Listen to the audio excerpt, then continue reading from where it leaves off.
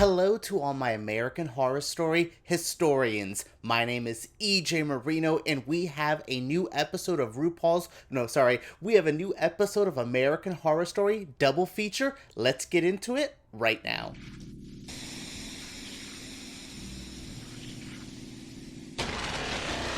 Wow, what a great episode of RuPaul's Drag Race. Sorry, actually, it's American Horror Story. There was just so much camp and drag that I had a damn good time. Actually, I may have enjoyed this more than the past couple seasons of RuPaul's Drag Race. Oh my goodness. Oh wow, this episode had a lot going for it. This was the episode of American Horror Story. It happens every season. The exposition episode, the backstory episode. It happens all the time. We always get one, maybe sometimes two, and I very much enjoyed it this time. This was a really good way of setting up everything. I got to see some of the characters I really love, like the chemist, like Austin, like Belle, and they were a little bit more fleshed out. I got a little bit more of everyone in this episode, and some of the people I don't like, Alma and her mother and her father, well, they're not here this episode, so there was a bit of everything happening at once. I'm glad that we actually were able to continue the main story by still giving some good flashbacks.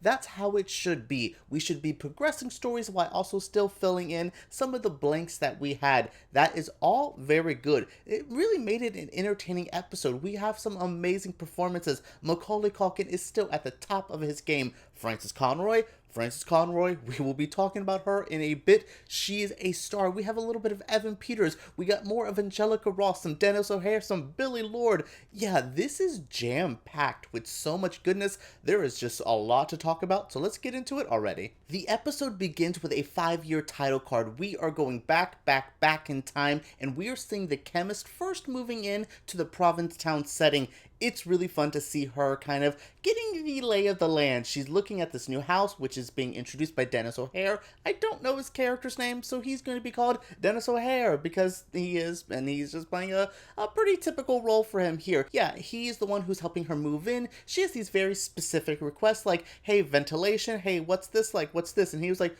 yo, are you breaking batting this house? Like, what is happening? She kind of lets him in on a little bit. I wonder if he's a pill taker. That has not been confirmed yet, but I'm excited to see. So the chemist is here. She's starting to make this new experimental drug that she has, and she needs some lab rats. She goes to the Muse and starts hunting down who could she use for this. She runs into our favorite hustler, Mickey, played by Macaulay Culkin, and she starts trying to hustle the hustler. And I'm like, oh my goodness, does Mickey take it this early? Like, how early on was this process for him? It seems like the first time we saw it take him in that episode of maybe 2 episodes back. I think that was the first time he has taken it, but he's introduced to it here. We have the chemist giving him all of the backstory. She used to work for the government. This is some weird military stuff, but she's now kind of sprung out on her own to figure out what the hell to do. How can she kind of do her own thing when she's trying to tap into some weird nerves to make this function, and that's why we get deficiency. She really kind of exposition dumps here.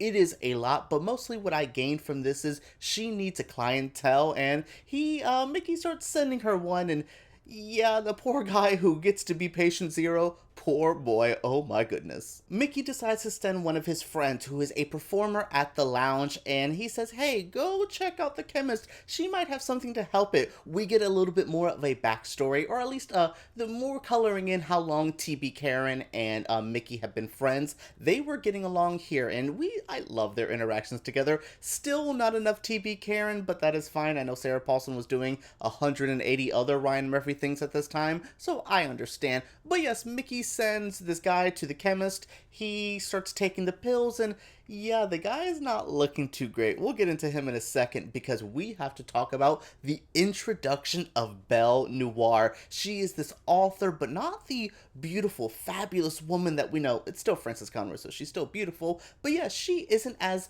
confident. She doesn't have that oomph that she once had. She also has a pretty horrible husband who doesn't believe in her work, so she has to go out and find her own fun. She runs into Mickey at the bar, and he gets her to take some meth, and they go banana cuckoo pants crazy, and it's really fun to see her let loose. And then he gets to introduce her to the Muse pill, and that really sends her down this crazy path of like, look, I know what I need to do. I'm excited to do it. Give me the pill. She goes out, cracks out like a book, and she's like, hey, look, hubby, I made a book. You should be proud. You saying I'm not that great? And he's just like, yeah, you're not that great. What's going on? And she ends up getting to a fight and killing him and drinking him. Yeah, now the chemist is just like, I get all these experiments. I get one bad experiment with Homeboy becoming like Riff Raff from Rocky Horror, and I get Belle actually succeeding and getting to evolve with this. So I love, like I said, that we get this backstory. We get some of these like details painted in. We get to see why Belle is the way she is. We see her growth. We see the chemist interacting with these people, like kind of figuring out this experiment. I'm surprised in this 5-year gap that we've seen that she actually hasn't expanded the business. It still seems pretty local. I think after the present day story, it won't be so local, and this girl's like, this chemist life that she has here, it's about to get blown up in some crazy ways, I think. The chemist is getting her experiment with Belle, but what she really cares about is the evolution of our first Pale Man. I'm sure this guy has a character name, but he's just our first Pale Man, Patient Zero. He is starting to get the full evolution, losing his hair. He gets that first big weird outfit that he gets from what's Billie Lourd's character's name? Lark, I believe. She's a weird character name, but we get to see her again. She sells him the first coat. So now we see what the Pale Man's outfit is like. He starts already starting to sulk like the weird graveyard stuff, and I'm like, what in the ookie spooky? Like, he drains his first woman, goes to like the chemist and says, I am a pacifist, a Buddhist, and why am I drinking blood? He tries to like attack her, and the chemist is just like, boy, get out of here.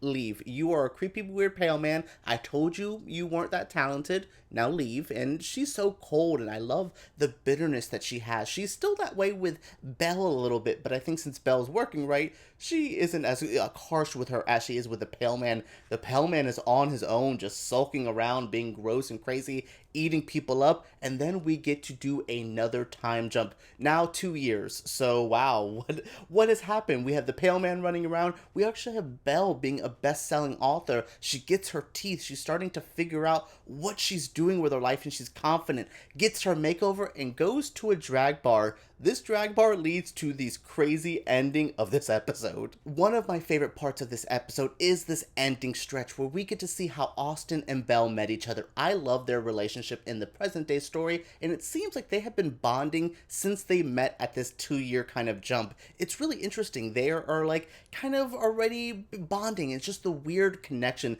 Evan Peters and Frances Conroy just work so well together. So yes, Austin is a drag performer who is trying to make his way, make some money, hustling, and the drag queens in this bar hate him. They are so rude, so mean, but he puts on a good performance. They are shading the hell out of him, and I'm like, yo, leave patio furniture or whatever, like Shay's Lounge, this bitch's name is, and leave her alone. Let her perform. She's doing okay. Yeah, and this is where we see that Austin gets to try the Muse pill. Belle gives it to him and says, look, you got talent. I want to see you grow. So she gives him the pill. He's instantly hungry, and then they go to slaughter the drag queens. It is such a fun, campy, over-the-top ending to see Evan Peters do the performance, to see Eureka O'Hara, who's not my favorite drag queen ever, but actually camped it up a bit here. Yeah, it's really fun. This was a good ending. We see the Austin and Belle relationship. We get to see them go on their first hunt together. He gets his revenge on these mean queens, and Eureka gets eaten by the Pale Man, and I'm like, whoa, what is this episode? This is a lot happening at one time, but it was a good, fun, fulfilling episode. I got the camp, I got the gore, I got the backstory. This was exactly what I needed. This season is really on a roll right now. With another great episode of American Horror Story double feature, I am loving the Red Tide section of the story. It is so over the top. It has that hotel element that I love, but it also reminds me a bit of Coven, and it has that dreary, the dark heaviness that Asylum has. This is such a great season, and I'm having a blasty blast watching it. What are you thinking? What do you think of these reviews? What are you thinking of this season? I want to know all your feelings down in the comments below. Let's talk about this. I love talking with you guys about American Horror Story, so let's do it. Make sure you subscribe if you're not subscribed to my channel. I love talking about this. We will be covering it for the rest of the season, and I might have a surprise. We might jump into another show of your picking after this. So make sure you guys subscribe, give me a thumbs up, comment, all that that jazz, and let's talk about American Horror Story down below.